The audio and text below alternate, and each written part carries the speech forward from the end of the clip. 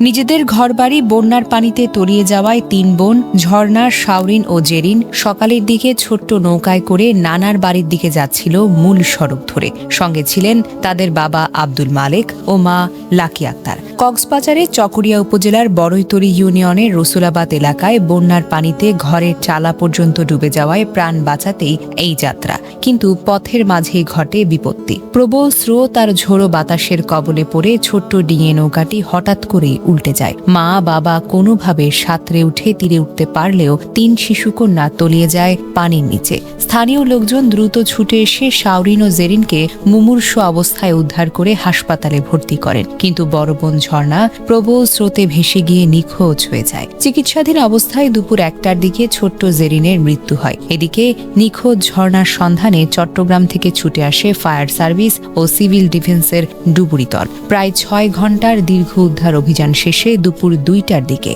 নদী থেকে ঝর্ণার মরদেহ উদ্ধার করে তা পরিবারের কাছে হস্তান্তর করা হয়। তৃতীয় বোন শাওরিন এখনও হাসপাতালে চিকিৎসাধীন। সকালে ঘর থেকে বের হওয়ার সময় হয়তো তিন বোনের কেউই জানত না এটাই হবে তাদের একসঙ্গে শেষ যাত্রা। হয়তো নানার বাড়িতে পৌঁছে আবার হাসবে, খেলবে, বন্যার গল্প করবে। এই ছোট ছোট স্বপ্নই ছিল তাদের মনে। কিন্তু প্রকৃতির কি নির্মম পরিহাস! এক মুহূর্ত সেই সব স্বপ্নকে থামিয়ে দিল। যে তিন বোন একসঙ্গে হাত ধরে নিরাপদ আশ্রয়ের পথে রওনা হয়েছিল, তাদের মধ্যে দুজন আর কোনো দিন কখনোই ফিরবে না। যে বাবা জীবনের ঝুঁকি নিয়ে পরিবারকে বাঁচাতে বেরিয়েছিলেন, তার চোখের সামনে ভেঙে গেল জীবনের সবচাইতে বড় স্বপ্ন। এই তিন বোনের গল্প কেবল একটি পরিবারের নয়, এটি আমাদেরকে মনে করিয়ে দেয় একটি প্রাকৃতিক দুর্যোগ কত সহজেই অসংখ্য স্বপ্ন, অসংখ্য ভবিষ্যৎ এবং একটি পরিবারের সমস্ত সুখ কেড়ে নিতে পারে। মহান আল্লাহ তাআলা ঝর্ণা ও জেরিনকে জান্নাতুল ফেরদাউস নসিব করুন, শাওরিনকে দ্রুত সুস্থতা দান করুন এবং শোকাহত পরিবারকে এই অসহনীয় শোক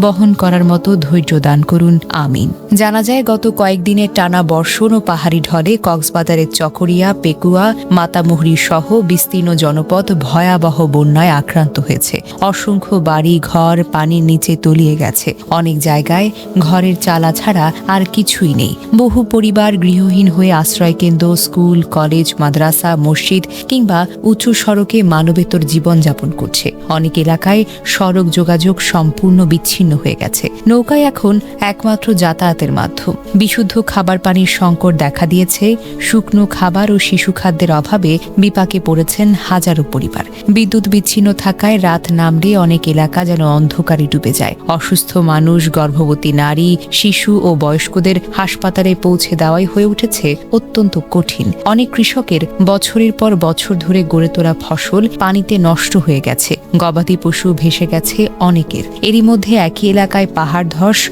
ও বন্যাজনিত আরও বেশি প্রাণহানির ঘটনাও ঘটেছে। অর্থাৎ প্রতিটি নতুন দিন যেন দুর্গত মানুষের জন্য নতুন কোনো দুঃসংবাদ নিয়ে আসছে। আজ যে তিন বোন সকালে ঘর ছেড়েছিল শুধু নিরাপদে বেঁচে থাকার আশায়, তাদের মধ্যে দুজন আর কখনো কোনো দিন বাড়ি ফিরবে না। আরেকজন হাসপাতালের শয্যায় জীবনের জন্য লড়ছে। কয়েক ঘন্টার ব্যবধানে একটি পরিবারের সমস্ত স্বপ্ন, হাসি আর ভবিষ্যৎ যেন বন্যা স্রোতে ভেসে গেল।